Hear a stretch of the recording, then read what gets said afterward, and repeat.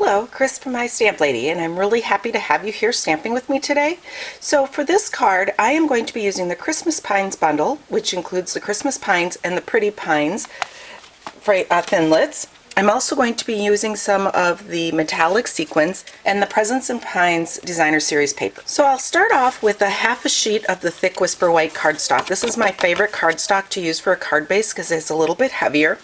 It is 5.5 by 8.5, scored at 4 1/4 inches and folded in half. Then what I've done is I've taken my Holly embossing folder and I have a piece of cardstock vellum in there that I have already run through the Big Shot, and I've gotten this lovely embossed background onto the cardstock vellum. This measures 4 inches by 5 1/4, and I'm going to just apply that right onto the card front like this. So I'm taking my silicone sheet and I'm just going to put some liquid adhesive onto my silicone sheet.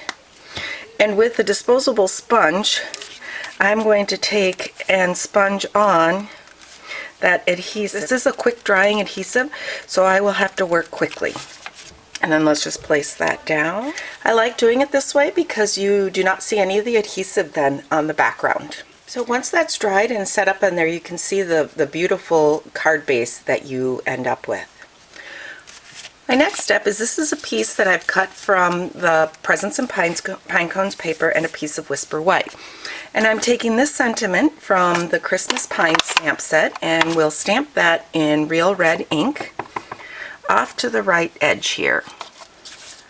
I'm going to mount that onto my piece of Designer Series paper. And I'm mounting it just a little bit towards the top, so it's a little bit heavier along the bottom. I'm using the Fast Fuse adhesive to mount this to the card front, and I'm going to position that about right, let's position that about right there.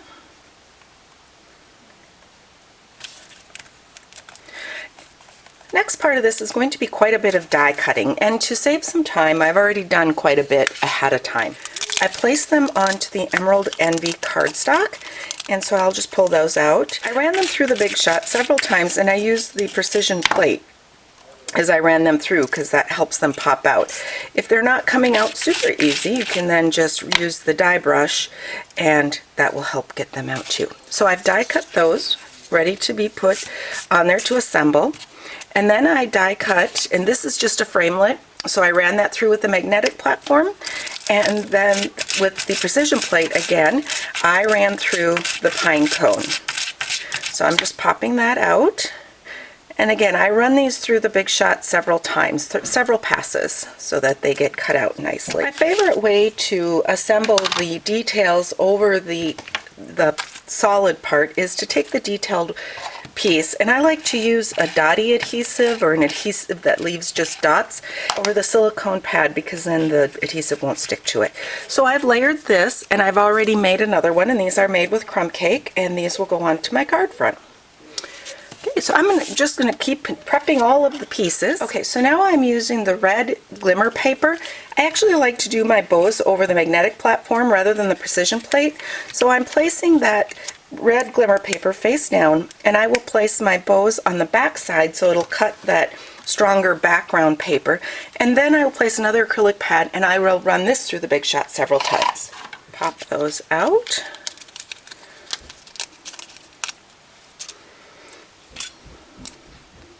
Okay, there we go. Okay, and I've used a tweezer to help me pop those out, just a little bit easier. So there are my glimmer bows.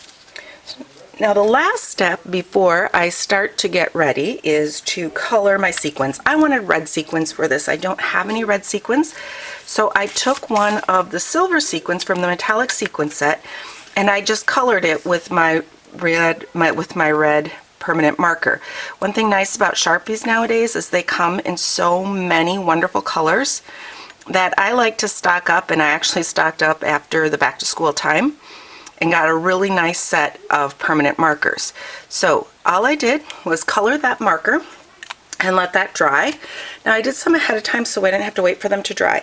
This was one of the clear ones that I did, and you'll notice that it's a little more see-through, so I did go with the silver ones because I liked the look of that better. So we'll put this aside. Okay, so let's put some of this card together. So I'm bringing back in my background.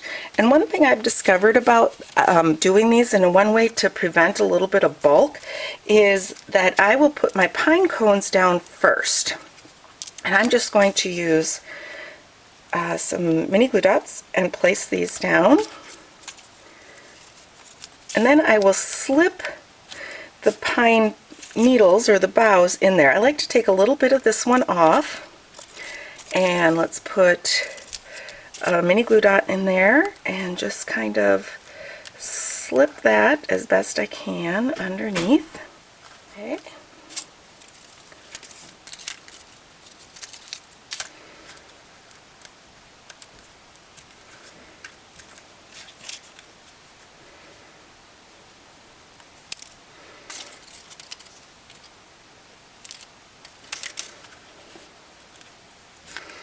Then by just slipping those underneath, I prevent some of the bulk kind of stacking up right there.